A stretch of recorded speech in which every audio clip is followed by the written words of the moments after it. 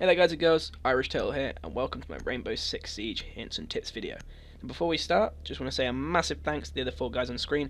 They gave me some really awesome footage to work with that helped make some really cool little clips that will show you guys what you should and shouldn't be doing when you're playing this game, and also give you an idea of where things can go wrong really quickly, or they can go really well really quickly. So obviously what you're going to see here is all taken from the beta weekend, so you have to understand there are some little bugs here and there on clips, but otherwise the game is solid, it's really awesome. And without any further ado, let's get straight in. Okay guys, so tip number one is the most important and can make or break a round for you and ultimately the entire game. That is communication. Obviously it's a really obvious thing, but you'll find a lot of people don't do it. If you're going to jump into a ranked game, you're going to want to have friends that you know are going to talk to you, or you're going to have to luck out like I did and find a group that actually communicate. Because that can dictate where you start a round from, attacking or defending, what defences you put up, or what counter defences that you employ. Can also help you guys know like how to ambush other players that are attacking your friends or what's going on. Even when you're dead, communication is still important because you can use cameras if you're the defenders, or you can use the mini drones if you're the attackers. And even when you're dead, you can still make callouts and say where enemies are. It's going to really help you define your game and help you get those next level strategies to win. Because without communication, you're going to find you'll struggle. You won't know where anything is when it really counts. And when it comes down to those clutch moments where you want to know where enemies are, you're going to have no idea. And that, guys, is the most important thing, and the only thing, if you're going to take anything from this video, should be it. Communication. And that is the main thing that I cannot stress enough. And I'll probably stress it again at the end, because like I say, you'll find a lot of people don't do it, and it will start to irritate you. But we're going to move on to tip number two, and that is spacing. Now, in the following clip, you're going to see a reason why you need to space your team out. But without obviously seeing the clip fully here, you need to realise that in this game, spacing is important. If you cluster too much, you're going to find that you'll get absolutely fucked in a really royal way. If you watch this clip here, I've just thermited a window and I've lobbed a grenade in. Within 10 seconds, that grenade's gone off and I've just had a kill feed of 3. Now, the reason for that is the room they're in is too small. You just all together, you're going to cluster and you're going to get absolutely murdered. Now, again, as you can see here, I throw another grenade in as I check up, and the issue is they're still all in there, so there's still 2 guys, and that grenade not only has them move, but has them screw themselves because they have to move into field of view of another player. Now, obviously, if you're spacing yourselves out, this kind of stuff isn't going to happen. So just remember, guys, spacing. So the third tip, guys, is awareness. Now you might expect this to be a normal thing, checking your surroundings, watching what's going on around you, but in a minute you'll see exactly what happens when you don't do just this. So as you can see here, I'm about to rappel down a wall, and I see a gap, so I decide to throw the flashbang in through the window. I see a guy come up, so I kill him. That's fair enough, you know, that's perfectly acceptable. However, what happens next is not so much. The second guy comes up and tries to barricade the window instantly, so that's a straight headshot and he's dead.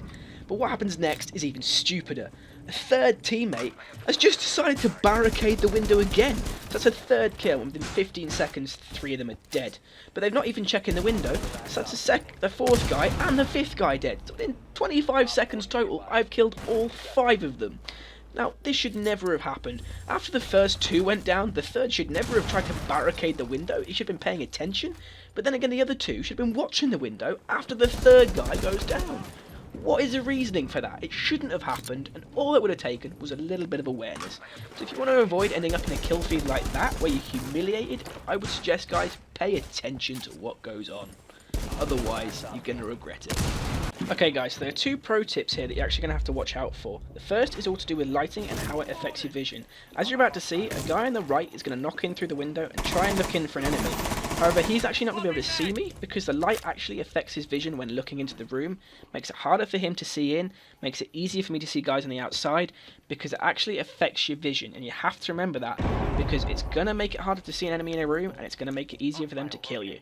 Now, the other pro tip in this is the rappel. You have to remember it's a physical object that actually can be seen by both sides. So if you throw it in front of an open window like this guy is about to, a player can see it, you're going to walk up, and you're going to die. It's as simple as that. If they're paying enough attention, they're going to see it, they're going to kill you. So just remember, guys, if you're on the attackers, don't throw it in front of an open window, and defenders, if there's an open window, watch those little black lines, because guys are going to be coming up the walls in seconds. Okay guys, the next tip is all about sightlines.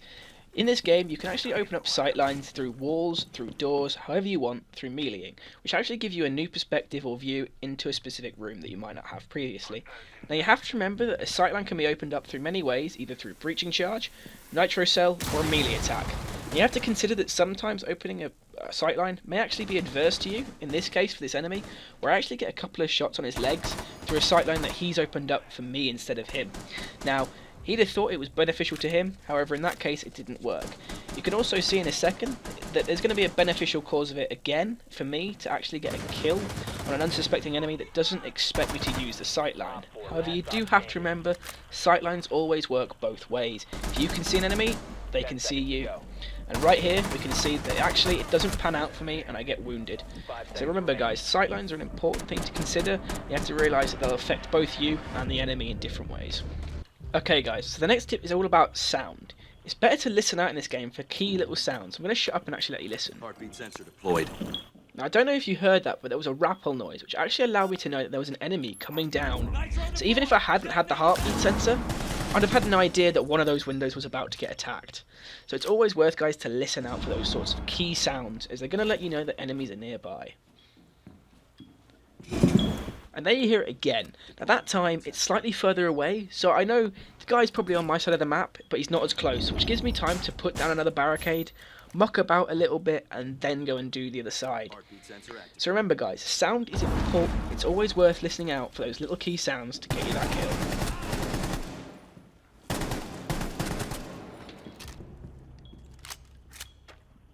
Okay guys, so tip number 9 is actually patience. Now sometimes it actually pays off to not rush out of your spawn, not to hunt down that last enemy, but actually wait it out and let the timer run out. Now as you can see here, one of my teammates has actually run out to try and find the last enemy, and he's ended up getting himself killed. Now he could have avoided that had he just waited in the base to try and spawn it out.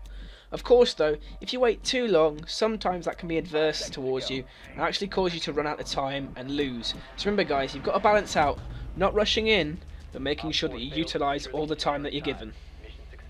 Okay guys, and final tip, tip number 10, is have fun. So if you're not enjoying yourself, what's the point in playing? I know it's a little bit cheesy, but there you go. So hopefully you found something useful out of this video, or you've really enjoyed it. If you have, hit that like button, subscribe for more. Oh, and if you need tips of your own guys, let me know in the comments or messages. I'll do another video, I'll include you in the credits, I'll even give you a little shout out during the actual clip. Other than that guys, I'll see you next time.